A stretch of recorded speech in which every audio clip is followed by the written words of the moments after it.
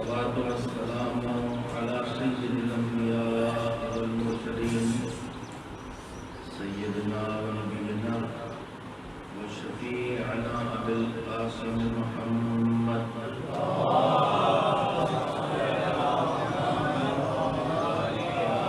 الطيبين الطاهرين المعصومين المظلومين واللعنة الدائمة الباقية على آثارهم أجمعين من الآن إلى يوم الدين. أما بعد، قال الله سبحانه وتعالى في كتابه المبين وهو أصدق الصادقين وقوله بسم الله الرحمن الرحيم قد أفلح من تزكى وذكر اسم ربه فصلى بل تؤثرون الحياة الدنيا والآخرة خير وأبقى. صلوات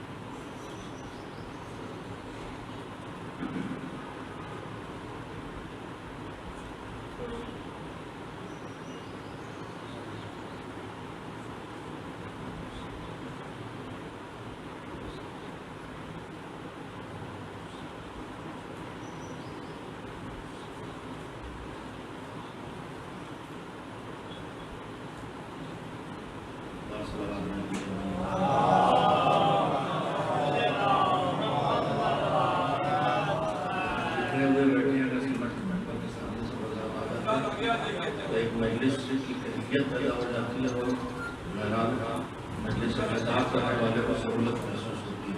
ایک صلوات دے جائیں.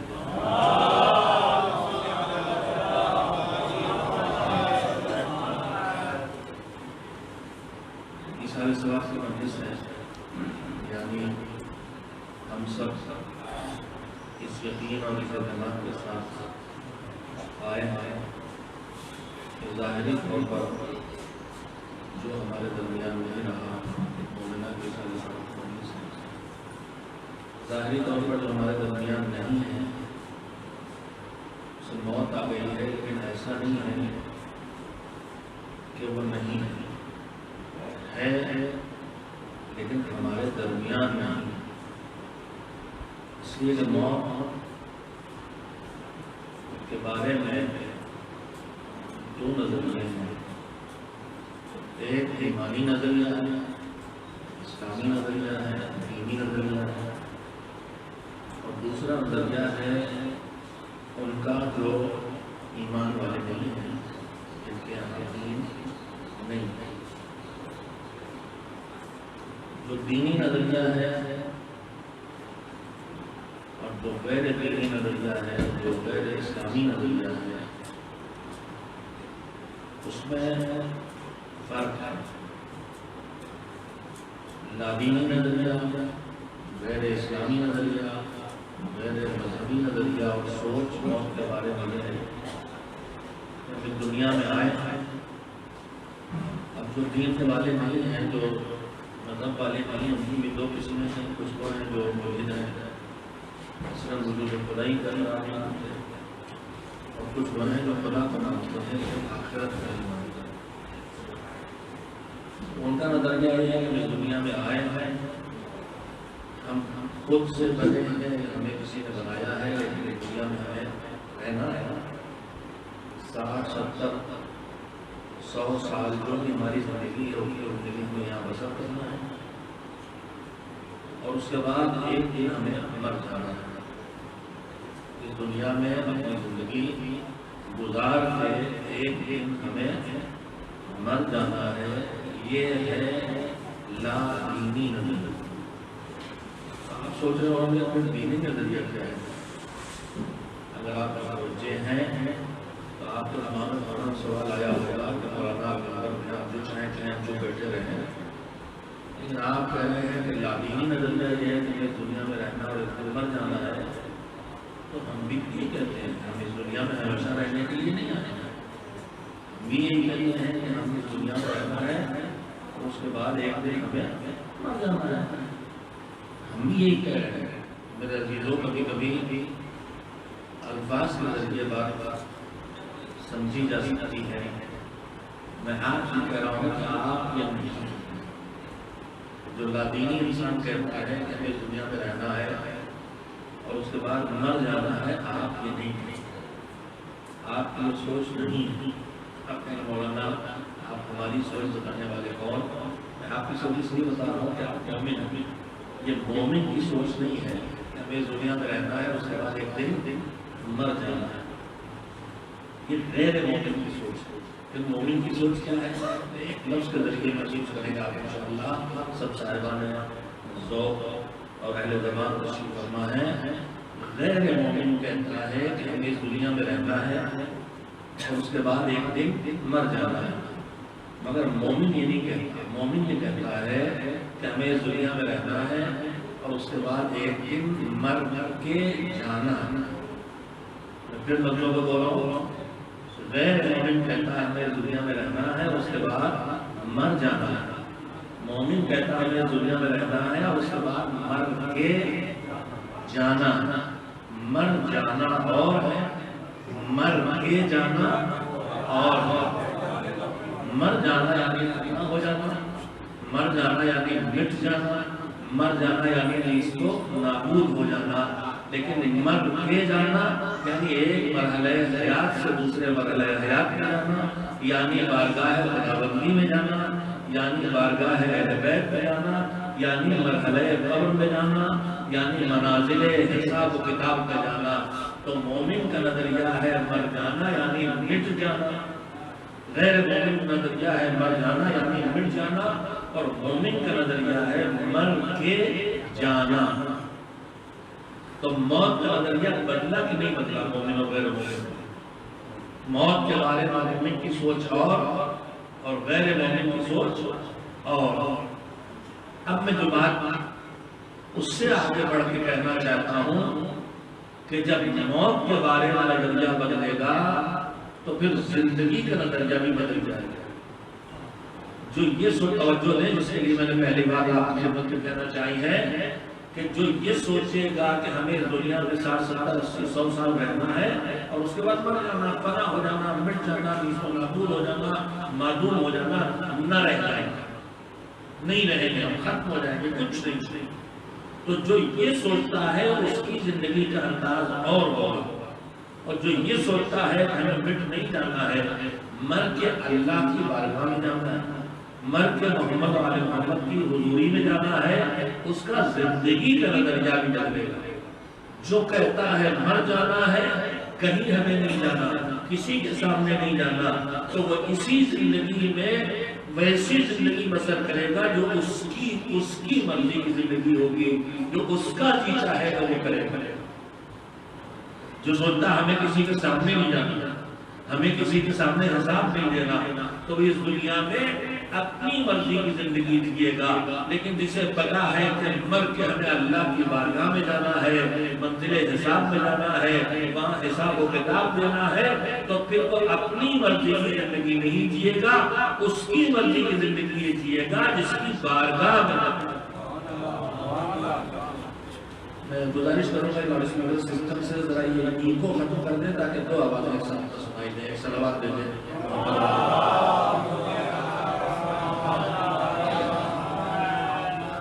موت کا نظریہ بدلے گا تو زندگی کا نظریہ بدلے گا۔ اگر آپ نے اتنی دیر میں اس گزارش کو اپنے ذہن میں جگہ دی ہے اور اسے قبول کیا ہے تو پھر ہمیں یہ دیکھنا پڑے گا کہ جو سوچتا ہمیں مر جانا، کسی کے سامنے نہیں جانا، اسے کیا کیا ہے اس کے پاس؟ اب وہ تو قائل ہی نہیں کہ ہمیں اللہ سے ملا ہے۔ اگر قائل بھی ہو لیکن کہتا بس یہی دنیا، اس کے آگے کی زندگی نہیں ہے، تو جب وہ اس کا قائل ہوگا تو پھر اس کے پاس سب سے پہلی نعمت ہے زندگی، وقت، مال، اولاد، صلاحیتیں، بولنے کی طاقت، دیکھنے کی صلاحیت، سننے کی طاقت، سوچنے کی صلاحیتیں، یہ جو کچھ بھی ہے ہمارے پاس، یہ سب وہ سوچ رہا ہے کہ ہمیں کسی کے سامنے جانا نہیں، ہمیں کسی کو حساب دینا نہیں، لہذا ان ساری صلاحیتوں کو وہ اپنی مرضی سے چلائے گا۔ جو ہمیں اچھا لگے گا کھائیں گے، جو نہیں جی جائے گا نہیں کھائیں گے، جہاں نگاہیں ٹکیں گی وہاں دیکھیں گے، جہاں ہمارا دل نہیں چاہے گا نہیں دیکھیں گے۔ لیکن وہ مومن جو کہہ رہا ہے کہ اللہ کی بارگاہ میں جا کے حساب دینا ہے، تو اس زندگی کا بھی حساب دینا ہے، اس مال کا بھی حساب دینا ہے، اس جوانی کا بھی حساب دینا ہے، اس صحت و تندرستی کا بھی حساب دینا ہے، اس اولاد کی نعمت کا بھی حساب دینا ہے، اس دیکھنے کی صلاحیت کا بھی حساب دینا ہے۔ تو جب اللہ سے ملی ہوئی تمام نعمتوں کا اس کی بارگاہ میں جا کے حساب دینا ہے، تو پھر مومن یہاں سے تیاری کر کے چلے گا، اس لیے کہ ہمیں وہاں جانا ہے جہاں حساب دینا ہے۔ اب جب یہ طے ہو جائے گا تو اپنے وقت کو ضائع نہیں کرے گا، بیکاری میں نہیں گزارے گا۔ ایک نمونہ آپ کے لیے رکھنا چاہتا ہوں، ہم کبھی کبھی ان باتوں کی طرف متوجہ نہیں ہوتے۔ ہم سب آخرت کے قائل ہیں، ہم سب آخرت پہ عقیدہ رکھتے ہیں، لیکن اس عقیدے کے باوجود ہماری زندگی اور اس کی زندگی میں جو آخرت کا قائل نہیں ہے، بہت فاصلہ نہیں دکھائی دیتا۔ اس کی زندگی 100% اس کی مرضی کی زندگی ہونا چاہیے، اس لیے اسے کہیں آگے جانا ہی نہیں۔ لیکن ہماری زندگی تو اپنی مرضی کی زندگی پہ چلنے والی نہیں ہو سکتی، ہمیں اس کی مرضی کا خیال رکھ کے جینا ہوگا جس کی بارگاہ میں جانا، اور اس کی مرضی کی زندگی، اس کی مرضی کی زندگی جب بسر کرنے کا خیال پیدا ہوگا تو پھر ہم قدم قدم پہ دیکھ کے چلیں گے کہ کہاں حکم خدا کیا ہے۔ قدم آنکھوں کی بینائی کا حساب دینا ہے، یہ میں لفاظی نہیں کر رہا، روایات محمد و آل محمد علیہ السلام آپ ملاحظہ فرمائیں۔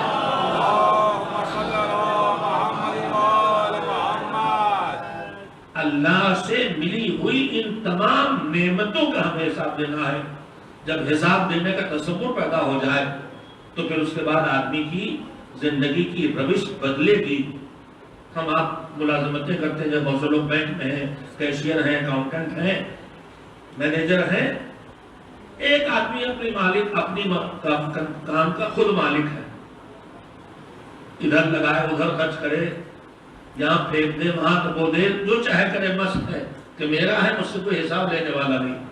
لیکن اگر ہم کسی اور کے امانت دار ہیں، ہم کیشیئر ہیں، اکاؤنٹنٹ ہیں، مینیجر ہیں، پیسہ کسی اور کا ہے، مال کسی اور کا ہے، ہمیں خالی اختیار دیا گیا ہے کہ اس کمپنی کے نظام کے تحت تم قدم اٹھاؤ، تو ہم قدم قدم پہ سوچ سوچ کے چلتے ہیں کہ نہیں؟ قدم قدم پہ سبر کے چلتے ہیں کہ نہیں چلتے ہیں؟ اللہ سے ملی ہوئی تمام نعمتوں کا ہمیں حساب دینا ہے۔ میں ایک نمونے کے طور پہ متوجہ کرنے کے لیے اللہ کی ان نعمتوں میں جن کی ہم واقعاً قدر نہیں کرتے، ایک نعمت کا نام ہے وقت۔ ہماری زندگی جو ہمیں نہیں معلوم کتنے سال کی ہے، 60 70 100 سال کی جو بھی ہو، لیکن اس کی ہمارے پورے معاشرے میں وقت کے سلسلے میں کتنی لاپرواہی مزاج میں پائی جاتی ہے، اور ہم سوچتے تو ہمارا وقت ہے، ہم سے کیا مسئلہ، ہم ہی تو ضائع کر رہے ہیں اپنا وقت۔ لیکن سنیں کہ یہ کتنا اہم مسئلہ، میں ایک نمونہ خالی آپ کے لیے رکھ رہا ہوں کہ اگر اللہ کی بارگاہ میں جواب دہ ہونے کا تصور رہے تو آدمی اس طرح سے لاپرواہیوں اور لاوالی پن کے ساتھ زندگی بسر نہ کرے گا کہ جہاں چاہا زبان چلا دی، جہاں چاہا دماغ لگا دیا، جہاں چاہا آنکھیں روک دی، جہاں چاہا ہاتھ پیر چلا لیے۔ نہیں، ہر لمحے خیال رہے اس کی بارگاہ میں حساب دینا۔ ان میں سے ایک ہی ہماری نعمت، اللہ سے ملی ہوئی نعمت کا نام ہے وقت اور زندگی۔ کم باتیں ایسی پڑھی جاتی ہیں، مگر میں کیوں پڑھ رہا ہوں ابھی وہی بتا دوں گا۔ آپ چاہے صلوات بھیجیں اور چاہے نہ بھیجیں۔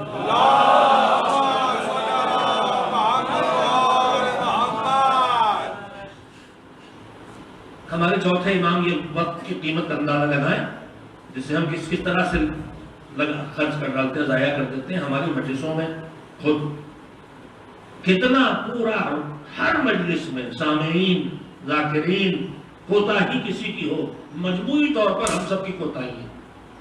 لیکن اس پوری کوتاہی میں روزانہ ایک مجلس میں کتنے لوگوں کے کتنے گھنٹے بیکار چلے جاتے ہیں صرف وقت کی پابندی نہ ہونے کی وجہ سے. ہم کبھی حساب نہیں لگاتے کتنا بڑا نقصان ہوا. یہ وقت جو ہمارا جس کی قیمت ہماری نگاہوں میں کچھ نہیں کتنا قیمتی ہے. ہم آپ سب دنیا میں رہتے ہیں, مشکلات کا شکار ہیں, کچھ نہ کچھ مشکلیں ہم سب کی زندگی میں ہیں. روزی روٹی کا مسئلہ ہم سب کی اکثر کی زندگی میں ہے.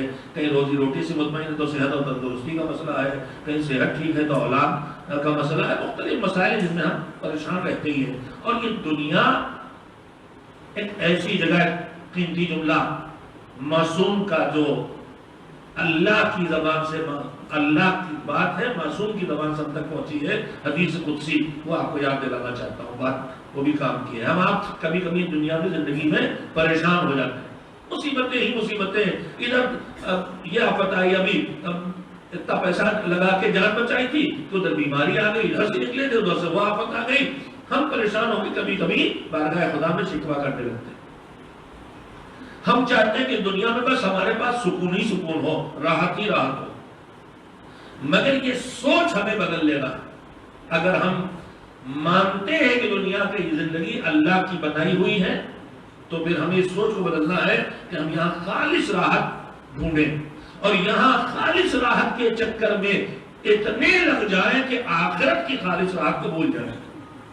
اس دنیا کی توجہ دیں. اس دنیا کی خصوصیتوں میں, دنیا کی زندگی کی خصوصیتوں میں خصوصیت یہ ہے کہ نہ یہاں خالص مصیبت ہے نہ یہاں خالص راحت ہے. کوئی ایک آدمی آپ کو ڈھونڈنے نہیں ملے گا اس کی زندگی میں بس راحت ہی راحت ہو, کوئی مصیبت نہ ہو. آپ نمونے کے طور پر پیسے والوں کو بتائیں گے, بل گیٹس کا نام لیں گے, امریکہ کے صدر صاحب کا نام لیں گے, ان کے پاس نعمتیں ہم آپ کو لگ رہی ہے. مگر سچ پوچھئے, ان سے جا کے پوچھئے تو پتا چلے گا, وہ کہیں گے ٹھیک ہے سب تمہیں دکھائی دے رہا, لیکن ہماری راتوں کی نیند ہمیں نصیب نہیں, ہمیں زندگی کا چین نصیب نہیں. کسی کے پاس راحت خالص نہیں ہے اور نہ کسی کے پاس خالص مصیبت. سڑک پر پڑا ہوا بھوکا پیاسا بغیر لباس کا آدمی زندگی کے آخری لمحات کو فقیر دم توڑ رہا, آپ کہیں اس کے پاس کون سی راحت, اس کے پاس کون سی نعمت ہے؟ اس کی رگوں میں ابھی خون دوڑ رہا ہے, وہ ابھی سانس لے رہا ہے, اب بھی اس کے پاس نعمتیں ہیں. تو یہ دنیا نہ خالص راحت کی جگہ ہے نہ خالص مصیبت کی جگہ ہے. ہم یہاں خالص راحت چاہتے ہیں.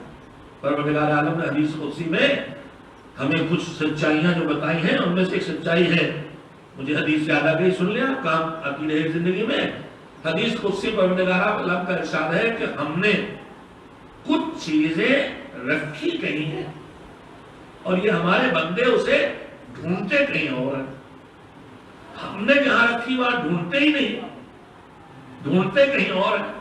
اچھا آپ بتائیے خود کہ ہم موبائل میں اس وقت ابھی بھول کے چلا, اپنی ابا جہاں سے چلا وہیں چھوڑ چلا ہے. اب یہاں ڈھونڈ رہا تھا, گاڑی میں دیکھا, ان سے پوچھا, ان سے بھائی نہیں آپ لے کے نہیں چلے, کنفرم ہوا وہیں سے لے کے نہیں چلے.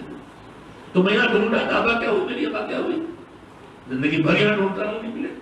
یہاں چھوٹی نہیں مجھ سے, رکھی کہیں اور ہے, ڈھونڈ کہیں اور رہا تو نہیں ملے گی نا. اللہ کہتا ہم نے کچھ چیزیں رکھی کہیں اور ہیں اور یہ بندہ ڈھونڈتا کہیں اور ہے, اور زندگی بھر ڈھونڈے اسے نہیں ملے گی. 5-6 چیزیں اس روایت میں بنائی گئی, شاید سب مجھے اس وقت یاد بھی نہ ہے اور سب کے پیش کرنے کی گنجائش بھی نہیں, بعد میں مکمل کرنا ہے, لیکن اسی میں باتیں بہرحال متوجہ کرنا چاہتا ہوں. آج ہمارے معاشرے میں ہم سب کو اللہ نے شوق دیا ہے اور ہم اندر صلاحیتیں دی ہے کہ ہم سماج میں, معاشرے میں ایک عزت, ایک وقار, ایک اسٹیٹس تک پہنچے. یہ فطرت ہے ہماری. کوئی ذلت نہیں چاہتا, عزت چاہتا آدمی. کوئی آدمی بے عزتی نہیں چاہتا, رفعت چاہتا, بلندی چاہتا, مرتبہ چاہتا. مگر یہ بلندی اور مرتبہ ہم ڈھونڈتے کہاں ہیں؟ ہم ڈھونڈتے ہیں, آج کی زبان میں آج کر رہا ہوں, ہم ڈھونڈتے کہاں ہیں؟ کسی بڑے لیڈر کے ساتھ تصویر کھینچوا کے. ہم ڈھونڈتے کہاں اپنے ڈرائنگ روم میں وزیر اعظم کے ساتھ فوٹو لگا کے. ہم ڈھونڈتے کہاں ہیں؟ بڑوں کے درباروں میں حاضری دے کے. اللہ کہتا ہے کہ ہم تم رفعت و منزلت کو حکام کے دروازوں پر حاضری میں ڈھونڈتے ہو, حالانکہ ہم نے رفعت و منزلت رات کی تاریکی میں ہماری بارگاہ میں آ کے سجدہ ریز ہونے میں رکھی ہے. عزت کو، بلندی کو، سربلندی کو، ہمارے پاس تھوڑی سی کوئی بڑی نعمت آ جائے اکڑ شروع ہو جاتی، غرور آ جاتا ہے، اور اس غرور کے ذریعے ہم بڑے بنتے ہیں. ہمارے پاس گاڑی شاندار ہے، ہم اکڑے چلے جا رہے ہیں. ہمارے پاس گھر اچھا، ہم اکڑے چلے جا رہے ہیں. ایک ذرا سے کوئی نعمت دوسروں سے زیادہ آئی، ہم پہ اکڑ آ گئی، ہم ذرا بولنا جانتے ہیں، اکڑے چل رہے ہیں. کہ تم غرور میں بڑاپن ڈھونڈتے ہو، تم غرور میں اپنی بلندی ڈھونڈتے ہو، جبکہ ہم نے غرور میں بلندی رکھی نہیں ہے. ہم نے تو بلندی تواضع انکساری میں رکھی ہے. جتنا تم جھکتے چلے جاؤ گے ہم تمہیں اتنا اٹھاتے چلے جائیں گے. ایک صلوات دیجئے محمد میری بہنیں میری بات نہیں سن رہی لیکن آن لائن جا رہا لہذا سن لیں گے انشاءاللہ. دنیا کی ضرورتوں کو پورا کرنے کے راستے میں ان کے حصول کی جو ہم کوششیں کرتے ہیں ان میں سے ایک کوشش ہماری بہنیں بہت کرتی ہیں. یہ کہانی مان لی، وہ منت مان لی، وہ والا ورد دہرا رہی ہیں، وہ وہاں چڑھاوا چڑھا رہی ہیں. اور یہ کل مولوی صاحب سے پوچھا یہ اتنی بار پڑھو، وہ اتنی بار پڑھو، بیٹا ہو جائے گا، بیٹی کی شادی ہو جائے گی، سلموں شہزادے کو نوکری مل جائے گی، وغیرہ وغیرہ. تو ہم لفظوں کو زبان سے دوہرا کے الفاظ کو اپنی بات اللہ کی بارگاہ میں منوانا چاہتے ہیں. روایت کا فقرہ یہ حدیث قدسی میں مالک کہتا ہے کہ یہ انسان اپنی دعا کی قبولیت کو کیل و کال میں یعنی لفظوں کے دہرانے میں ڈھونڈتا ہے. یہ بار اتنی بار پڑھ لو، یہ اتنی بار پڑھ لو، یہ ہو جائے گا، وہ ہو جائے گا، ہو جائے گا. اور جتنے بے ایمان بابا لوگ ہیں جو اپنا نصیب نہیں سدھار پر پاتے، دنیا بھر کا سدھارتے رہتے ہیں. یہ پڑھوتی بار، وہ پڑھوتی بار. اور آج کل واٹس ایپ پہ اور مصیبت آ گئی، 24 گھنٹے اسی میں الجھا کے رکھ دیا ہماری قوم کو. ہماری بہنیں الجھی ہوئی، یہ سب شیطانی حرکتیں، یہ کرو، یہ پاؤ، وہ کرو، وہ پاؤ، یہ چلا، وہ دھاگا، وہ تالا. کیا کیا ہوتا ہے جو دیکھتے ہیں جگہ مذہب سے کوئی رشتہ نہیں ہے. بابا کو دوہر اس پر سے کہہ رہا ہوں، نہ کہیں تالا ڈالنے کا حکم مذہب میں دیا گیا. مذہب تالے کھولنے کی جگہ، ڈالنے کی جگہ نہیں ہے. نہ دھاگے باندھنے کے لیے کیا گیا. منت اور نظر صرف اتنی چیز کا نام ہے کہ ہم اللہ کی بارگاہ میں یہ وعدہ کریں کہ پروردگار میرا یہ کام ہے، اگر یہ میرا کام ہو جائے گا تو میں فلاں اچھا کام کروں گا، میں ایک بار صلوات بھیجوں گا.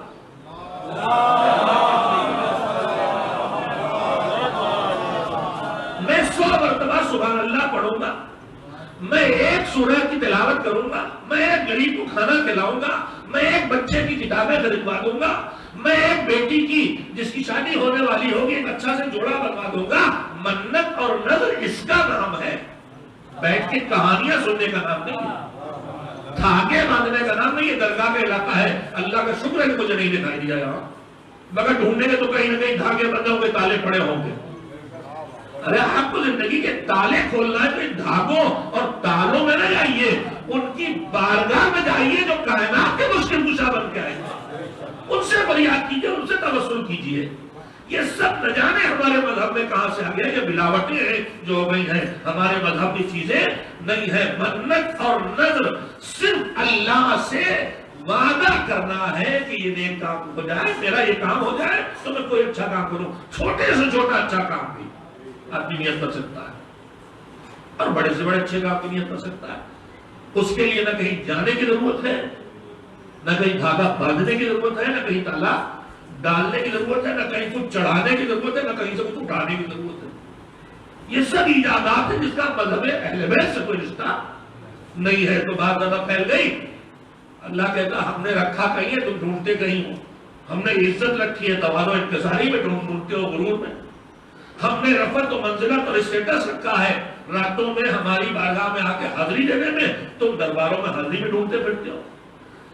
اسی میں جملہ یہ بھی ہے کہ ہم نے علم رکھا ہے بھوک میں، اور تم بھی ڈھونڈتے ہو علم کو نعمتوں کی کثرت میں.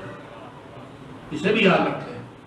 بھوک کے دور کی تعلیم کو بھی دیکھ لیجئے، اور اجاد 5 اسٹار ہوٹل کے اسٹینڈرڈ کے اسکولوں کی تعلیم کے نتائج کو بھی دیکھ لیجئے. اللہ کہتا بھرے پیٹ میں ہم نے علم نہیں رکھا ہے، ہم نے علم بھوک میں رکھا ہے. ہم نے علم بھوک میں رکھا ہے. انہیں میں سے جملہ ہے کہ تم دعاؤں کی قبولیت کو قیل و قال میں ڈھونڈتے ہو، لفظوں کے دہرانے میں ڈھونڈتے ہو۔ ہم نے قیل و قال میں قبولیت دعا نہیں رکھی ہے، ہم نے دعا کی قبولیت رزق حلال میں رکھی۔ روزی خالی بدن حلال میں روزی پہنچاؤ، تمہاری دعا قبول ہوگی۔ سرور کائنات حضرت محمد مصطفیٰ صلی اللہ علیہ وسلم بات آئی ہے تو میں کام کی بات اس لیے کہہ دینا چاہتا ہوں، میری بہنیں خاص کر کے سنیں، ہم دعائیں قبول ہونے سلسلے میں پریشان ہوتے ہیں، ان سے واسطہ، ان سے واسطہ، ان سے التماس سے دعا، ان سے التماس سے دعا۔ سنیے دعا قبول ہونے کا اصلی گر کیا ہے، دعا قبول کرانے کا اصلی پوائنٹ کیا ہے۔ سرور کائنات حضرت محمد مصطفیٰ صلی اللہ علیہ وسلم نے جناب ابو ذر سے خطاب کرتے ہوئے فرمایا، چلو حدیث تو چھوٹی سی ہے کہ سنانے سے پہلے ذرا وضاحت کرنا پڑے گی۔ ہم آپ کھانے کھاتے ہیں مزیدار اچھے کھانے، بہت زبردست قسم کا قورمہ بریانی، تو یہ قورمہ بریانی کا ہے بنتا ہے، اس میں زبردست قسم کے مسالے پڑے ہوئے، بہت زبردست ریسیپی ہے، چاہے اس میں تیز پات ہو، چاہے اس میں جاوتری ہو، چاہے جوز ہو، چاہے زعفران ہو، آپ جو کچھ ڈال لیں سب پڑا ہو، خالی ایک چیز بھول جائے تو کھانا کسی مزے کا نہ لگے گا۔ وہ کون سی چیز بتائیے؟ نمک نا آیا نکالنے تو ہم سبھی آ گئے، کیا بتایا نمک تک بھول گئے۔ مگر یہ مزاج بھی ہم دونوں کا ایک طرفہ ہے، یہ طرفہ نہیں دو طرفہ ہے، ہوشیار دونوں کو رہنا چاہیے۔ ہم لوگ بہت جلدی سے کمیاں ڈھونڈ لیتے ہیں۔ ایک صاحب تھے، انہوں نے شادی کر لی تھی جن خاتون سے، شکل صورت دیکھ کے اچھی شکل تھی، کر لی، اب گھر لے آئے، اس کے بعد ان کو لگا کہ بھئی یہ ناسم سمجھدار بہت زیادہ نہیں ہے، ہر قدم پہ انہوں نے تانا دینا شروع کیا کہ جیسے اللہ نے تمہیں صورت دی تھی کاش ویسی عقل بھی دی ہوتی، جیسی اچھی صورت دی تھی کاش ویسی عقل دی ہوتی۔ بہت دنوں جب تانا دیتے رہے تو ایک دن مومنہ کہنے لگی، سنو اب آج تم بار بار کہتے ہو تو سنو کہ اللہ نے مجھے اچھی شکل کیوں دی اور عقل کیوں نہیں دی۔ کہا سنو، اللہ نے مجھے اچھی شکل اس لیے دی تاکہ تم مجھ سے شادی کر لو، اور مجھے عقل اس لیے نہیں دی تھی تاکہ میں تم سے شادی کر لوں۔ خاتون کہہ رہی کہ اچھی شکل تو دی کہ تم مجھ سے شادی کر لو، لیکن اگر مجھے عقل اس لیے نہیں دی کہ اگر مجھے عقل ہوتی تو تمہارے جیسے سے میں شادی کرتی ہے۔ صلوات بھیجے محمد۔ اگر یہ نقطہ دینی اور دوسرے کی کمیاں نکالنے کا مزاج دین کا، انسانیت کا مزاج نہیں ہے، دونوں طرف سے چلتا ہے، ایک طرفہ نہیں سناتا میں۔ ایک خاتون تھی ہر بات بتا رہی ہے، فلاں دیکھو اتنا قابل، اتنا وہ دنیا بھر کھا رہا ہے، اچھا یہ بیچارہ سب سے، تم بھی تو کچھ کر کے دکھاؤ۔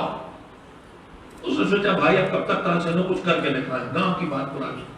ایک دن پہاڑی پہ چڑھا اور کچھ سوپ ووپ باندھ کے بازوؤں پہ، اور اس کے بعد اڑا۔ اب اڑا تو اڑا، دیکھا پورے گاؤں میں، آئے گھر میں داخل ہوئے، جیسی داخل ہوئے کہلے کچھ تم بھی کر دکھاتے، دیکھو آسمان میں اڑ رہا تھا آدمی، تم بھی کچھ کر کے دکھاتے۔ کہلے بیگم وہ میں ہی تو تھا۔ کہلے اچھا اسی لیے ٹیڑے ٹیڑے اڑ رہے تھے۔ تو یہ ہمارے معاشرے کا مزاج بنا ہوا، ایک دوسرے پہ کمیاں نکالنا، دوسرے پہ نکالنا۔ میں واپس وہی لیا ہوں جہاں سے آپ کو لے کے چلا تھا میرے عزیزوں۔ ہم اس دنیا میں خالص راحت چاہتے ہیں۔ یہ دنیا خالص راحت کی جگہ بھی نہیں ہے اور خالص مصیبت کی جگہ بھی نہیں ہے۔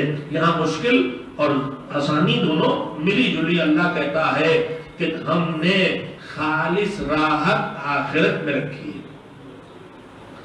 آدمی اس دنیا میں خالص راحت ڈھونڈتا، ساری زندگی اپنی ساری طاقت لگا ڈالو، مگر تمہیں خالص آرام اور سکون اور راحت اس دنیا میں ملنے والا نہیں ہے۔ خالص راحت کی جگہ آخرت کی جگہ ہے۔ تو یہ جو ہماری زندگی ہے یہ مصیبتوں سے دوچار ہوتی رہتی ہے اور ہمیں خالص راحت کی فکر نہ کرنا چاہیے، مگر اللہ کی بارگاہ میں جانا ہے تو اس کی نعمتیں جو بھی اللہ کی دی ہوں اس کا ہمیں حساب دینا ہوگا۔ میں عرض کر رہا تھا ان میں سے ایک زندگی کی نعمت ہے جس کی ہم بہت کم قدر کرتے ہیں۔ چوتھے امام حضرت زین العابدین علیہ السلام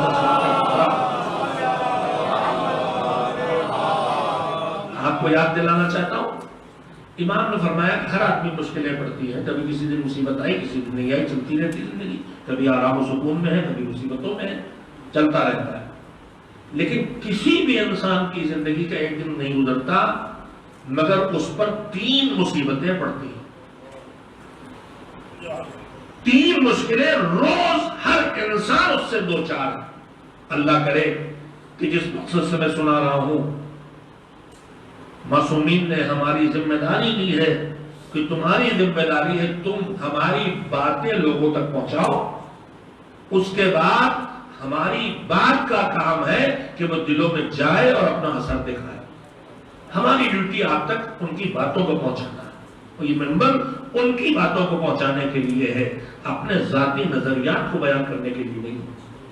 یہ منبر ان کی بات پہنچانے کے لیے ہے، اس پر اسی کو بیٹھنا چاہیے جو اس لائق ہو کہ اس کی بات کو پہنچا سکے اور اس کے نمائندوں کی بات کو پہنچا سکے۔ لیکن الگ موضوع ہے میرے عزیزوں، امام نے فرمایا ہر انسان روزانہ 3 مشکلات کا سامنا کرتا ہے جب اس کی زندگی کا ایک دن صبح سے شام کرتا ہے۔ کہ پہلی مشکل کیا ہے کہ صبح سے شام نہیں کرتا مگر اس کی زندگی کا ایک دن کم ہو جاتا ہے۔ ہم جتنے دن گزار رہے ہیں روز زندگی کا ایک دن کم ہو رہا ہے، اور پورا سال جب گزرے تو کیا ہے مطلب اس کا؟ زندگی کا پورا 1 سال کم ہو گیا۔ تو یہ خوش ہونے اور تالیاں بجانے کی جگہ ہے یا رنجیدہ ہو کے بیٹھنے اور حساب لگانے کی جگہ ہے؟ ہم کتنا مذہب سے ہماری زندگی مذہبی ہدایات کی روشنی میں کتنے فاصلے پہ چلی گئی۔ میں نے ابھی کہا تھا کہ جو مر جانا سمجھے وہ اپنی مرضی کی زندگی جیے گا، جو مر کے جانا سوچے وہ اللہ کی مرضی کی زندگی جیے گا۔ برتھ ڈے پر خوشی منانا، برتھ ڈے خوشی منانے کا دن ہے یا برتھ ڈے رنجیدہ اور سنجیدہ ہونے کا دن ہے کہ جتنے دن لے کے آئے تھے اس میں سے 1 سال گھٹ گیا؟ اگر آپ کے پاس مال ہو اور ہزاروں میں کچھ ہزار گھٹ جائیں، 1000 گھٹ جائے تو آپ اس دن خوش ہوں گے یا رنجیدہ ہوں گے؟ تو پھر زندگی کا ایک دن اگر چلا گیا ہے، سال دن نہیں، ہم برتھ ڈے مناتے ہیں، خوشیاں مناتے ہیں، اس لیے کہ ہم نے عقیدے کے لحاظ سے تو کہا ہے کہ آخرت ہے، لیکن عمل کی زندگی میں ہماری زندگی ان سے ملتی جلتی ہے جو آخرت کے قائل نہیں ہے۔ برتھ ڈے خوشی منانے کا دن نہیں ہے، مگر ہمارے یہاں چلا آ رہا ہے، دستور رواج چلا آ رہا۔ خیر، امام نے فرمایا اپنی زندگی صبح سے شام نہیں کرتا، ایک بڑی مصیبت اس پہ آتی ہے۔ کیا مصیبت؟ کہ اس کی زندگی کا ایک دن کم ہو جاتا ہے۔ کم مصیبت اس میں کیا ہے کہ آدمی کبھی شام کو ایک بار بھی رنجیدہ نہیں ہوتا کہ میری زندگی کا ایک دن گھٹ گیا، جبکہ ہماری جیب سے اگر اس وقت روایت کا کلمات ہیں کہ 1 درہم یا 1 دینار ہو جائے، اگر آج ہماری جیب سے 100 کا ایک نوٹ گر جائے تو پلٹ کے مرحوم ایک آدھ بار یاد آئیں گے کہ نہیں؟ زندگی کا ایک دن گزر جاتا ہے تو ہم پلٹ کے اس دن کو یاد نہیں کرتے، لیکن جیب سے ایک نوٹ کم ہو جائے تو ہم اس کو پلٹ کے یاد کرتے ہیں۔ امام نے فرمایا جبکہ یہ جو درہم یا دینار گر گیا ہے اس کا واپس ملنا ممکن ہے، لیکن جو زندگی کا دن چلا گیا ہے واپس ملنے والا نہیں ہے۔ مگر انسان، امام نے فرمایا اگر اس مصیبت کا احساس کر لے تو دنیا کی ہر مشکل اس سے پہلے آسان لگے گی۔ دوسری مصیبت کیا ہے کہ زندگی کا ایک دن نہیں گزرتا، اپنی ایک دن کی روزی کو یہ انسان حاصل کرتا ہے۔ مولا اس میں کیا مشکل ہے؟ اب آپ روزی حاصل کریں، اس رزاق سے روزی لیں، ایک دن کی روزی پائیں، تو اس میں کیا مشکل ہے؟ امام نے فرمایا اس کی مشکل یہ ہے، توجہ دے میرے جوان خاص کر کے، کہ ہم کبھی کبھی سوچتے ہیں ہم کما رہے ہیں تو جیسے چاہے خرچ کریں، وہ توجہ دے کہ زندگی کا ایک دن نہیں گزارتا، روزی ایک دن کی روزی حاصل کرتا ہے، اس میں بھی مشکل ہے۔ مولا اس میں کیا مشکل ہے؟ فرمایا کہ 2 ہی راستے ہیں، یا یہ روزی راہ حلال سے لائے گا یا یہ روزی راہ حرام سے لائے گا۔ راہ حرام سے لائے گا تو اس پر عذاب کا سامنا کرنا پڑے گا، اگر راہ حلال سے لائے گا مولا اس میں کیا مشکل ہے کہ اگر راہ حلال سے بھی لائے گا تو اللہ کی بارگاہ میں اس روزی کا حساب دینا ہے کہ مشکل ہے. یہ مشکل کیسی مشکل ہے؟ سنیے اور کوشش کیجئے ذہنوں میں باتیں باقی رہ جائیں. رسول اکرم حضرت محمد مصطفیٰ صلی اللہ علیہ وسلم اللہ سے ملی ہوئی نعمتوں کا ہمیں اس کی بارگاہ میں حساب دینا ہے. کبھی ہم سوچتے ہیں نہیں سوچتے. ایک ایک نعمت کا حساب دینا ہے. ہمیں سبل کی زندگی بسر کرنا چاہیے. اس کی رضا کیا ہے, وہ کیا چاہتا ہے, اس کو دیکھتے ہوئے چلنا چاہیے. رسول اللہ صلی اللہ علیہ وسلم نے ایک دن جناب سلمان اور جناب ابو ذر کو 3 درہم دیے اور کہا تمہارے جیسے چاہو خرچ کرو. لوگ لے گئے. جناب سلمان تنہا زندگی تھی ان کے دل میں کوئی نہیں تھا. انہوں نے 3 درہم راہ خدا میں تقسیم کر دیے, بانٹ دیے. جناب ابو ذر صاحب عیال تھے. انہوں نے ان 3 درہموں سے اپنے بچوں کے لیے ضروریات کی زندگی خریدے. روٹی, پیاز, نمک جو بھی لیا ہو, روزمرہ کی ضروریات کی چیزیں خریدی.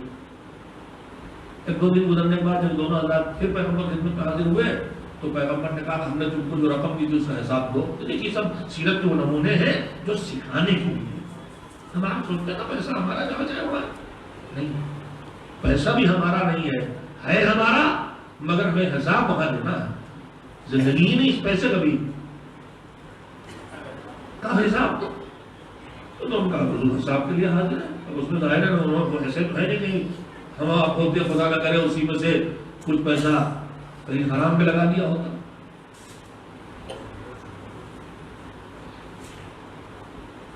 تو حساب دینے کے لیے تیار ہے. رسول اللہ کا نہیں رکو بھی. لوہے کی ایک پلیٹ منگوائی, ٹکڑا لوہے کا منگوایا اور کہا اسے جلاؤ, گرم کرو. جب توے جیسی چیز تھی جب گرم ہو گئی تپنے لگی تو پیغمبر نے کہا اس پر کھڑے ہو کے حساب دو, کس چیز سے جو پیسے ہم نے تم کو دیے. تو روایت میں آتی جناب سلمان نے کیا کیا تھا, اللہ کے نام میں خرچ کر دیا تھا. توے میں پیر رکھا کہ انفقت فی سبیل اللہ, اللہ کے راہ میں خرچ کر دیا, حساب ختم. جناب ابو ذر سے کہا تم بھی حساب دو, تو ہچکنے لگے. کیوں؟ کہیں حرام نہیں بچ کیا تھا, مگر حلال میں بھی لگایا تھا. ایک لمبا حساب تھا, اتنے کی روٹی, اتنے کی پیاز, اتنے کا نمک, اتنے کا آٹا مثلا. تو جھجکے تو پیغمبر نے کہا رہنے دو, میں صرف یہ بتانا چاہتا تھا کہ تمہیں اللہ سے جو یہ نعمت ملی ہے, مال کی نعمت, کل میدان قیامت میں جب اس کا حساب دینے کے لیے کھڑے ہوگے تو زمین قیامت اس لوہے کے تپتے ہوئے ٹکڑے سے زیادہ گرم ہوگی, لہذا اس کے لیے خود کو تیار ہے. تو یہ بھی ایک مشکل ہے کہ انسان ایک روزی اپنی حاصل کرتا ہے.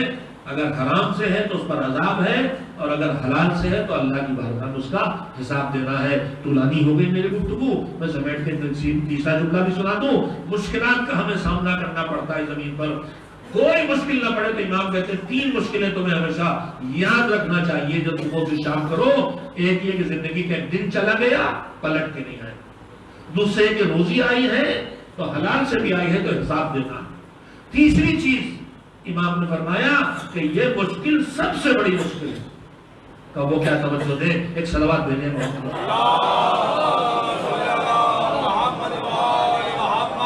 روزانہ کا ایک دن جو ہمارا گزر رہا ہے. اس میں تیسری مشکل کیا ہے؟ فرمایا کہ اس میں تیسری مشکل یہ ہے کہ تم صبح سے شام نہیں کرتے ہو, تم آخرت سے ایک قدم نزدیک ہو جاتے. مولا آخرت سے قدم نزدیک ہو رہے ہیں, اس میں کیا مشکل ہے؟ کہاں اس میں مشکل یہ ہے, ہم آپ سب سوچیں, ہم سب غور کریں, سچائی ہے کہ نہیں. ہمارا آپ کا سب کا روز ایک دن گزر رہا ہے, ہم آخرت سے قریب ہو رہے ہیں, مگر آخرت کے 2 حصے ہیں. ایک آخرت کا حصہ ہے جنت اور ایک آخرت کا حصہ ہے جہنم. امام نے فرمایا کہ صبح سے شام جب کرتا ہے انسان تو آخرت سے ایک قدم نزدیک ہوتا ہے, لیکن اس میں مشکل یہ ہے کہ اسے یہ پتا نہیں ہے کہ وہ آخرت کی طرف تو جا رہا ہے مگر جنت سے قریب ہو رہا ہے یا جہنم سے قریب ہو رہا ہے. کہ اگر انسان اس مشکل کا احساس کر لے تو دنیا کی کوئی مشکل اسے مشکل نہ لگے گی۔ میرے عزیزوں، میں نے آپ کا اتنا وقت لیا صرف اس بات کو کہنے کے لیے کہ ہم دنیا کی زندگی اور اس کی ضرورتوں میں لگ کے کبھی کبھی آخرت کی طرف سے بالکل بے توجہ ہو جاتے ہیں۔ اور میں نے وہی آیت پڑھی تھی جس کو قرآن کریم میں پروردگار عالم نے اس حقیقت کو بیان کیا ہے، قد افلح من تزکا وذکر اسم ربہ فصلی، کامیاب ہوگا وہ انسان جو پاک کرے اور پاکیزگی کی مہم چلائے، اپنے مال کو پاک کرے، اپنے اعمال کو پاک کرے، اپنے کردار کو پاک کرے، اپنے نفس کو پاک کرے، اپنی روح کو پاک کرے، اپنے ماحول کو پاک کرے، پاکیزگی کی مہم چلائے اور اللہ کو یاد کر کے اس کی اطاعت و عبادت کرے، کہ یہ ہوگا کامیاب۔ مگر لیکن تم تؤثرون الحیات الدنیا، تم دنیا کی زندگی کو آگے کر دیتے ہو اور آخرت کی زندگی کو پیچھے کر دیتے ہو۔ ہماری روزمرہ کی دن بھر کے کاموں کی فہرست اگر ہم بنا لیں تو اس کے بعد ہمیں پتا چلے گا کہ اس میں سے کتنا وقت ہم نے اس دنیا کے کاموں پہ لگایا۔ نہیں کرا، کام نہیں کرنا، دنیا آباد کر کے آخرت آباد کرنا۔ لیکن یہ بھی دیکھنا پڑے گا کہ 60-70 سال کی مدت والی زندگی کے لیے کتنا وقت لگے، اور جو دائمی اور حقیقی زندگی اور ہمیشہ باقی رہ جانے والی زندگی، اس کے لیے ہم نے کتنا وقت دیا ہماری روزمرہ کی زندگی میں۔ اور یہ نہ سوچیں کہ دنیا کی زندگی میں لگے گا تو آخرت میں نہیں لگ سکتا۔ اسی دنیا کی زندگی کے، بس بات کو ختم کر رہا ہوں، ہر کام کو آخرت کی زندگی کا کام بنایا جا سکتا ہے۔ آخری بات، اور یہ میں نے گفتگو کیوں نہیں کی؟ اس لیے کی کہ مجلس سے اِیصال ثواب رکھی ہے ایک مرحومہ کی اِیصال ثواب کے لیے۔ دیکھیے جتنے اچھے کام کیے جائیں ان میں ایک ثواب ہے، اور وہ ثواب جس کو ہم چاہیں واجب کاموں کے علاوہ جتنے کام مستحب ہیں کبھی بھی کہیں بھی کسی کے لیے بھی کیے جا سکتے ہیں، اس میں محروم ہونا بھی شرط نہیں۔ مثلا زیارت کے لیے میں جاتا ہوں، آپ کی طرف سے سب کی طرف زیارت کرو کر سکتا ہوں، حج کرو کر سکتا ہوں۔ اسی طرح سے تمام مستحب اعمال چاہے زندہ ہو چاہے مردہ ہو، اس کا ثواب ہم جیسے مرحوم کو دے سکتے ہیں ویسے زندہ کو بھی دے سکتے ہیں۔ کسی بھی نیکی کا ثواب دیا جا سکتا ہے۔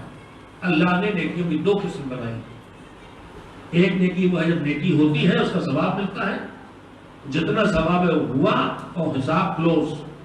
مثلا ہم نے بیٹھ کے سورہ حمد کی تلاوت کی تو روایات کے مطابق سورہ حمد ایک بار پڑھنے کا ثواب اتنا ہی ہے جتنا پورے قرآن مجید کی تلاوت کا ہے۔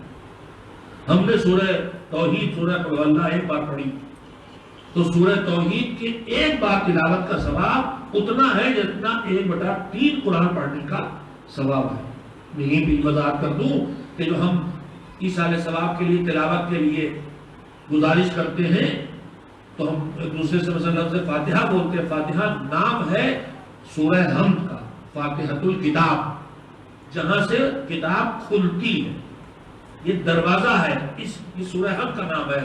فاتحہ کسی عمل کا نام نہیں ہے، ہم کہنے لگے ہیں سورہ حمد کا نام فاتحہ ہے۔ ایصال ثواب کے لیے ہم گزارش کرتے ہیں تو کیوں کہتے ہیں ایک بار سورہ حمد کی، ایک بار سورہ توحید پڑھنی؟ یہ کوئی مذہب نے طریقہ معین کر کے ہم کو نہیں دیا ہے، یہ ہمارے باشعور بزرگوں نے دیکھا کہ کم سے کم وقت میں زیادہ سے زیادہ اجر و ثواب کیسے حاصل کیا جائے۔ پورے قرآن کی تلاوت میں جو ثواب ملنا ہے وہ ملے گا، مگر کتنے گھنٹے تلاوت کریں گے تب ملے گا؟ تو وہی ثواب اگر سورہ حمد میں مل رہا ہے تو یہ دینی سمجھداری کہہ رہی ہے کہ اس کو کر دو۔ اچھا، سورہ حمد کے بعد اب جو سب سے زیادہ اجر و ثواب دکھائی دیتا ہے وہ سورہ توحید کا ہے کہ ایک بار تلاوت 1/3 قرآن کا اجر دے گا۔ تو 3 بار توحید پڑھنے کا مطلب 1 قرآن، اور سورہ حمد پڑھنے کا مطلب اجر کے لحاظ سے 1 قرآن۔ میں وضاحت یہ کرنا چاہتا ہوں کہ یہ شریعت کا بنایا ہوا طریقہ نہیں ہے، یہ ہمارے بزرگوں نے جو بافہم تھے طریقہ اختیار کیا ہے۔ اس کا مطلب یہ نہیں ہے کہ اور طریقے فاتحے کے یعنی ایصال ثواب کے نہیں ہو سکتے۔ کوئی بھی کارک خیر ایصال ثواب کے لیے کبھی بھی کہیں بھی کیا جا سکتا ہے، نہ اس کے لیے سیوم ہونا شرط ہے، نہ چہلم ہونا شرط ہے، نہ 40ویں کا دن ہونا شرط ہے، نہ 30ویں کا تیسرا دن۔ اور یہ جو ہمارے یہاں نہ جانے کتنی شریعتیں یہاں آ کے کھڑی ہو گئی کہ 40 دن سے پہلے ضرور ہو جانا چاہیے۔ کوئی رشتہ مذہب سے ان باتوں کا نہیں ہے۔ مذہب نے جانے والے کے لیے کار خیر کرنے کا نہ کوئی وقت معین کیا ہے نہ کوئی طریقہ معین کیا ہے۔ آپ جب جو چاہیں کر سکے وہ کر دے. ہمارے بزرگوں نے ان دنوں تاریخوں کو اس لیے ڈھونڈا معین کیا کہ یہ بھی نہ کرے تو شاید یہ بھی نہ ہو. حقیقت بھی یہی ہے. ابھی آپ نے صحیح 40 کی سال ثواب میں جو کچھ ہو رہا ہے اسے ہٹا دیجیے تو دیکھیے گا ہمیں کہاں کتنا یاد آتے ہیں اپنے مرحوم, کتنا یاد کریں گے ہم. تو میرے عزیزوں میں وضاحت یہ کر دینا چاہتا تھا کہ مذہب دو طرح کے احکام دیتا ہے. ایک حکم ہوتا ہے کام بھی بتایا اور کیسے کرو یہ بھی بتایا, جیسے نماز پڑھو اور کیسے نماز پڑھو یہ بھی بتا دیا. اب نماز صبح کا طریقہ بتا دیا تو اس سے کوئی تبدیلی نہیں کر سکتے. حج کرو تو کیسے کرو یہ بھی بتا دیا. اگر عمرہ کرو تو کیسے کرو یہ بھی بتا دیا. کفن دو تو کیسے دو یہ بھی بتا دیا. اب اس میں کچھ نہیں چھیڑ چھاڑ کر سکتے. لیکن ایسے کام کم ہیں کہ جہاں پروردگار عالم طریقہ معین کرتا ہے. زیادہ تر وہ نیکیاں ہیں کہ جہاں اللہ کی طرف سے طریقہ معین نہیں ہوتا. یہ جتنی ہماری ایصال ثواب کی شکلیں سے 40ویں اور برسی تک چلی آ رہی ہیں, ان کے لیے وضاحت کرنا چاہتا ہوں. اللہ نے معین نہیں کیا ہے, ہم نے اپنی سہولت اور آسانی کے لیے کیا ہے. لہذا اگر ان میں سے کچھ ہم سے نہ ہو پائے, کچھ اور کریں تو یہ نہ سمجھیں کہ ہم سے کوئی غلطی اور خطا ہو گئی یا کوئی دوسرا بہتر ثواب کرنا چاہیں. 40ویں میں بھرے پیٹ کو کھانا کھلانے کے بجائے ہم ایصال ثواب کے لیے وہی کھانا ان گھروں میں خرچے کے لیے بھجوا دیں جہاں فاقے کی نوبت ہو, تو اس میں کسی اعتراض کی کوئی گنجائش نہیں پیدا ہوتی ہے. میں نے یہ سارے تذکرے اس لیے کیے کہ ایصال ثواب کی 2 قسمیں ہوتی ہیں. ایک نیکی کی ثواب ختم, ہدیہ جاری, سورہ ہم کی تلاوت کی ثواب ہوا چلا گیا. لیکن ایک نیکی وہ ہوتی ہے کہ نیکی ختم ہو جاتی ہے, ثواب باقی ہو. ہم نے تلاوت کی تو ہمارا ثواب گیا, سلسلہ ثواب رک گیا. لیکن اگر ہم نے کسی بچے کو اس نیت سے قرآن پڑھنا سکھا دیا کہ اس کا ثواب میری ماں کو ملے, تو اب یہ بچہ جب تک تلاوت کرے گا یہ ثواب اس کو جاتا رہے گا. مجلس بھی 2 طرح کی ہو سکتی ہے. ایک مجلس وہ جو صرف ذکر فضائل ہو, ہم خوش ہوں اور ثواب لیں اور اٹھ کے چلے جائیں. اور ایک مجلس وہ ہو سکتی ہے جس میں ایسی باتیں کی جائیں کہ کچھ ذہنوں میں تبدیلیاں آ جائیں, کچھ عملی زندگی میں تبدیلی آ جائے. اگر اس مجلس سے اٹھ کے کوئی ایک انسان کسی واجب کو انجام دینے لگے جو اب تک نہ کیا ہو, یا ایک حرام سے اپنے کو بچا لے جس سے اب تک نہ بچایا ہو, تو جب تک یہ سلسلہ چلتا رہے گا تب تک ایصال ثواب ہوتا رہے گا.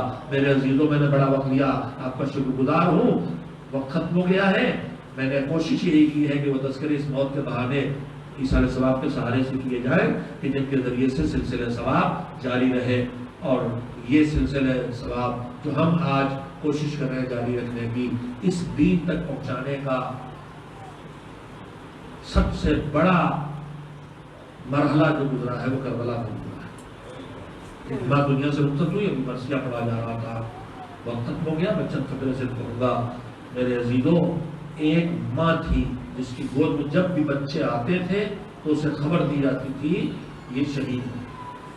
مگر خاص کر کے جب حسین فاطمہ زہرا, ابھی 3 شعبان گزری ہے, خوشی کا دن ہوتا ہے, خوشی کا دن تھا.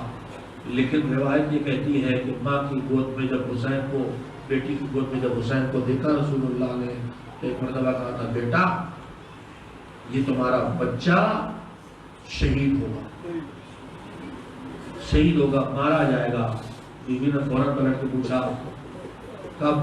کہا تب شہید ہوگا جب نہ ہم ہوں گے نہ تم نہ علی. اب بابا پھر میرے اس بچے پر ماتم کون کرے گا؟ تو اللہ کے رسول نے فرمایا کہ میری امت کے مرد اس کے مردوں پہ گریہ کریں گے اور میری امت کی عورتیں ان کی عورتوں پہ گریہ کریں گی. اور یہ بیوی اب سے وعدہ تھا رسول اللہ کا ہماری آپ کی شکل میں پورا ہو رہا ہے, مگر صرف ہمارے گریے پہ اکتفا نہیں کی فاطمہ زہرا نے. حسین جب قافلہ لے کے کربلا پہنچے, 2 محرم کو قافلہ کربلا پہنچا, تو کربلا میں جب فرات سے دور خیمے لگانے پہ مجبور کیا گیا. حسین جنگ نہیں چاہتے تھے اس لیے راضی ہو گئے, فرات سے دور خیمے لگے, خیمے لگ گئے. بنی ہاشم کے خیموں کے ارد اصحاب کے خیمے ہیں کہ ایک مرتبہ زینب کبریٰ نے فضہ کو بھیجا اور کہا جاؤ میرے بھیا کو بلا کے لے آؤ. فضہ گئی, بیوی کے پاس حسین آئے کہا بہن کیا بات ہے؟ کہا بھیا اس کھلے ہوئے بیابان سے خیمے اکھاڑ کے کہیں اور لے چلو، میرا دل نہیں لگتا۔ کہا بہن تمہارے گود کے پالے تمہارے دل موجود ہیں، یہ بچے تمہارے موجود ہیں، تم اتنا کیوں مایوس ہو رہی ہو، کیوں اتنا سنسان محسوس ہو رہا ہے؟ کہا بھیا میں تم سے کیا بتاؤں، جب سے ہم اس کربلا کے میدان میں آئے ہیں، جب سے ہم اس کربلا کے میدان میں آئے اور اس میں لگے ہیں، میرے بھیا ان سبوں کی طرف سے ایسی بی بی کے گریے کی صدا آ رہی ہے کہ مجھے بار بار لگتا ہے کہ ہماری اماں ہو رہی ہے۔ کہا میں تمہیں صحیح پہچانا، یہ کوئی اور نہیں ہے، واقع ہماری اماں ہے، ہم نے جب سے مدینہ چھوڑا اماں ہمارے ساتھ۔ تو سن لے، محرم کی تاریخیں گزری، شب عاشور آئی، حسین صاحب کے چراغ بجھایا، جاؤ کوئی نہ گیا، زینب نے امتحان لے لیا، اصحاب آئے، ہم اپنے سر کاٹ کے اپنی خدمت میں پیش کر دیں، دعا دے کے زینب نے رخصت کر دیا۔ اب وہ وقت آ گیا کہ رات کے سناٹے میں حسین اکیلے نکلے ہیں خیموں کے درمیان سے اور میدان کربلا کی طرف چلے۔ ہلال نے دیکھ لیا، پیچھے پیچھے قدم بڑھائے، کہا کون آ رہا؟ کہا میں ہلال ہوں آپ کا چاہنے والا۔ کہا کیوں آ رہے ہو؟ کہا آپ کو سناٹے میں اکیلے جاتے دیکھ کے دل کو دھڑکن ہوئی، کہیں چھپ کے آپ کو کوئی دشمن گدن نہ پہنچا دے۔ کہا آئے ہو ہلال آ جاؤ۔ ہلال کا ہاتھ ہاتھوں میں لیا، کہا جنت میں اپنے دوستوں کا ٹھکانہ دیکھو گے؟ کہا مولا کرم ہو تو کیوں نہیں۔ جنت میں ایک ایک کی منزل دکھائی اور اس کے بعد قدم آگے بڑھائے، کہا ہلال آؤ ایک منزل اور دکھا دے۔ ہاتھوں میں دوست کا ہاتھ لے کے میدان کربلا میں آئے، کہا ہلال وہ دور جگہ دیکھ رہے ہو، میرے لال علی اکبر کے گلے سے بھی بچ گئے، وٹیلا دیکھ رہے ہو، میرے لال اکبر کے گلے میں تیر میری گود میں مارا جائے گا، وہ نشیر دیکھ رہے ہو، وہاں تمہارے حسین ایک سوکھے گلے پہ خنجر چلے گا۔ ایک مرتبہ حسین بولتے بولتے رکے، ہلال میں تم سے باتیں کر رہا ہوں، تم کچھ بے چین اور مضطرب ہو گئے، کیا بات ہے؟ کہا آپ معلومات ہے مجھ سے بہتر سمجھتے ہیں، تو اللہ کربلا میں اس وقت دو آوازیں آ رہی ہیں، ایک آپ کی گفتگو کی آواز ہے اور ایک کسی بی بی کے گریے کی صدا آ رہی ہے، جیسے کوئی بی بی ہائے حسین کہہ کے رو رہی ہو۔ کہا ہلالی تو اس طرح ملے گا، ارے آواز کسی اور کی نہیں، یہ ہماری اماں فاطمہ زہرا کی آواز ہے۔ کربلا کے میدان میں بی بی آ گئی، آج سناٹے میں گریا کر رہی ہے، کل سے بی بی کے حصے دو ہو جائیں گے، کبھی بے سر کے جنازوں پہ آ کے اپنے بیٹوں کی گریا کرے گی اور کبھی راہ کو وہ شام میں ننگے سر جاتی ہوئی بیٹیوں کے قافلے میں شامل ہو کے پشتے زندان دیوار زندان شام پہ گریا کرے گی۔ گریہ زہرا کی صدا آج بھی بیابانوں سے آ رہی ہے، جب تک کہ ان کی گود کے پالے نہ حسین کی نسل سے وہ نہ آ جائے جو آ کے اس ظلم کا بدلہ قاتلوں سے لے لے۔ وَسَيَعْلَمُ الَّذِينَ ظَلَمُوا أَيَّ مُنقَلَبٍ يَنقَلِبُونَ۔ اللہم تقبل منا انکا انت السمیع العلیم۔ پروردگارا محمد آل محمد علیہ السلام کا تجھے واسطہ اس مجلس سے آداب اپنی عبادت قرار دے اور اسے قبول کر۔ بارہ اس سے جو ثواب ہمیں ملا ہے ہم سب ہدیہ کرتے معصومین کی بارگاہ میں، اور ان سے جو عزم مزید ملے تو مرحومہ کی روح تک پہنچا دے۔ ہم سب کے اعمال خیر کو قبول فرما، جو دنیا سے چلے گئے ہیں ان کی مغفرت فرما، زمین پر جو ظلم ستم کا شکار ہے انہیں ظلم ستم سے نجات عنایت فرما، جو دین کی خدمت گزار ان کی حفاظت فرما، زمانے کے مولا کو ہم سے راضی و مشکور فرما اور ہم سب کو ان کے ناصروں میں شامل ہونے کے لائق بنا دے۔ ایک بار سورہ حمد اور 3 بار سورہ توحید کی تلاوت فرما کے پھر ایک بار ہدیہ فرما دیں روح کو مرحومہ خوشی بانو بنت مرحوم علی سمدہ۔